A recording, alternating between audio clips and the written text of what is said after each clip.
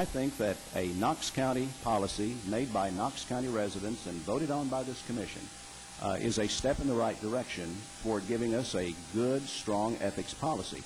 What's wrong with a good, strong ethics policy? I think we would all agree nothing, as long as everyone understands the rules. A wise man told me once, it doesn't matter what the rules are as long as everybody understands the rules. Where we are right now, not everybody understands the rules because what is and what is not a violation. This is what we're attempting to do, is let's clarify it, let's look at it, let's have you vote on it and determine and tell us exactly what that is.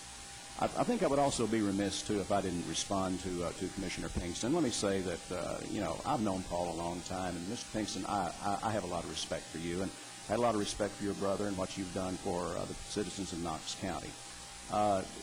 Say what you will about me, and I know that I've been looked at and am being looked at and all of this other. That's just the nature of politics. But, you have Reverend Stewart and Mr. Shanklin and Ms. Waller and all the people that I just met. These are private citizens.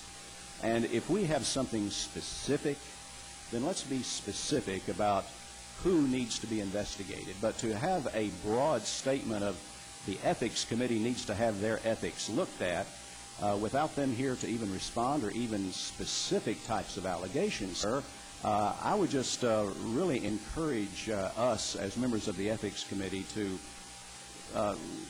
be cautious in our statements, particularly about our private citizens. Again, they have accepted to do this.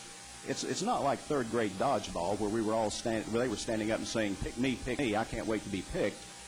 They're doing this because we asked them to do it. And they're doing it because they want to serve and they feel like that this is a worthwhile endeavor. They're not getting paid a dime to do this. And they've already had, their integrity questioned, and now they're having it questioned again.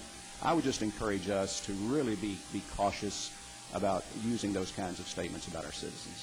Thank you. First of all, I didn't call any names. Did you see the letter? The letter? Yeah, where a certain person was accused of ethics and where he defended it. Violations that they wanted us to check into. Did you see the letter? The only letters I've seen are those that came in our meeting.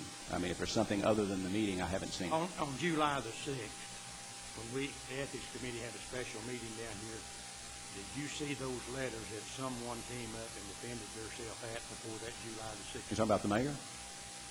You want to call his name, that's correct. Oh, yes. I mean, we had, yes, I saw the letters that came in and they were made public, yes. I didn't get them to a that letter night. in Knoxville. Now, hang on. We got to have some civil. Well, and this gentleman just stepped over the line. Well, Mr. I Mayor, responded to a letter in the Knoxville News Sentinel.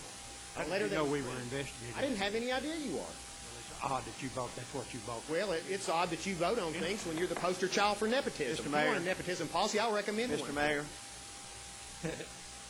we need to, we need to get the commissioners and then we can. Mr. Hammond, the only thing I'm saying Well, I is understand. we asked for this at the Ethics Committee, and why you did not pick the ball up and go with some of this, instead of coming and asking the commission, I'm going to vote for this. I'm not scared of it. I'm going to vote for it. But what I'm saying is, why did you not follow when I asked the Ethics Committee to come up with some policies, and you did not carry the ball there? And this has been a discussion that we've had, is what is the authority of the Ethics Committee? And during our discussions, we have said we did not know if we had the authority to do this or not. This is why we wrote a letter about nepotism, so asking them to address nepotism at the appropriate time. And we all signed it. And so this is why I brought it before this committee, was to give us the okay, give us the authority, if you will. I don't know if the authority is the right word, to go ahead and proceed. Now, if we vote it down, then they're not going to proceed. But I know that some members of the committee, myself included, were a bit hesitant to just take the ball and run with it without some type of direction and guidance from this body. I don't think we're a separate body, the Ethics Committee and this commission here. I think we could come up with it and just send it down here, ask them to look at it like we did the nepotism. That's what I'm saying. That don't mean they're going to vote for it, but I'll vote for sending this because I'm on the Ethics Committee. And I appreciate it, sir. Thank you. Okay, Commissioner Lambert and Commissioner Harmon. Yeah. Mike, I just talked to Julia Tucker, and she said that you all did not discuss sending this to county commission. Now, here's what I'm concerned about. You said you and certain members of the ethics committee were for this. Did you have conversations with folks on the Ethics Committee about bringing this before commission?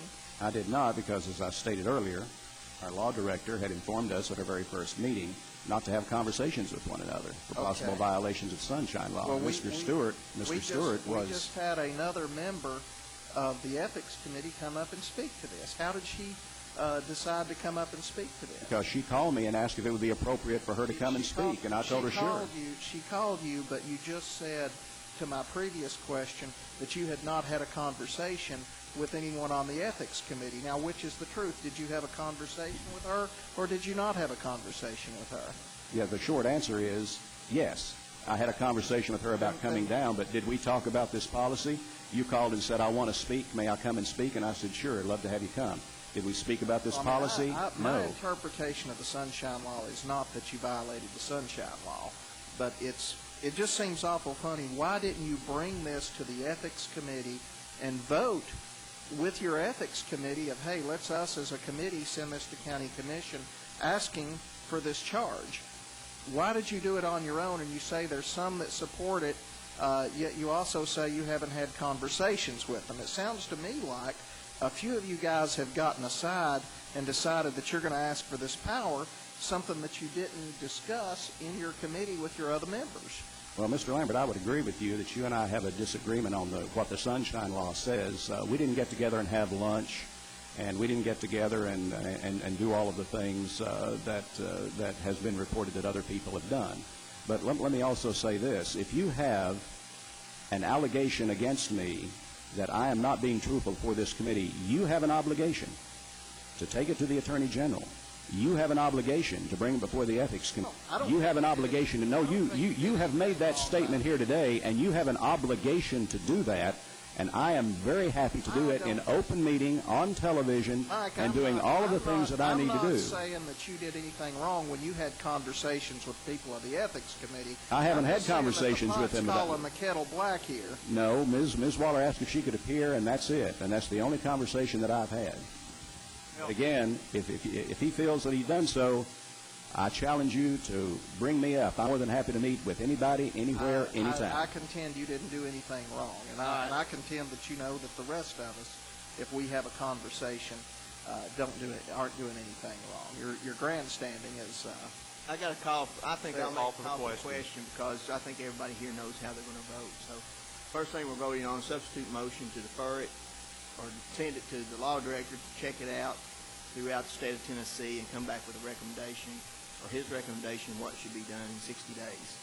So I guess we ought to take a roll call because I'm sure there'll be for and against. We'll start in the 9th district. Commissioner Pinkston. Commissioner Green. No. Commissioner Huddleston. Commissioner Ballard. Commissioner Moore. Aye. Commissioner Smith. Commissioner Lambert. Aye. Commissioner Kaywood. Aye. Commissioner Frank Luthold. No. Commissioner Craig Luthold. No. Commissioner Hammond. Commissioner Trammell. Aye. Commissioner Kay. No. Commissioner Ivan Harmon. Commissioner Norman. No. Commissioner Bolus. Aye. Commissioner Mark Harmon. No. Commissioner Strickland. Commissioner Jordan. No.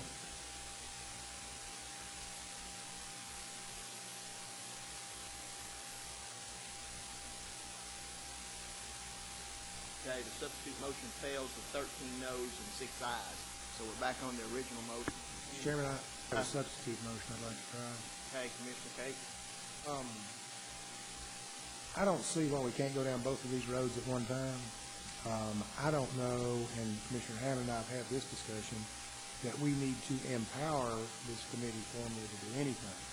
Some agree and some don't. Ms. Waller, if we just said to the Ethics Committee, would you guys go work on a policy and bring us the recommendations, I would assume that you all would do that. One. Two, at the same time, we could be gathering information from across the state and have it all at one time so we could look at it.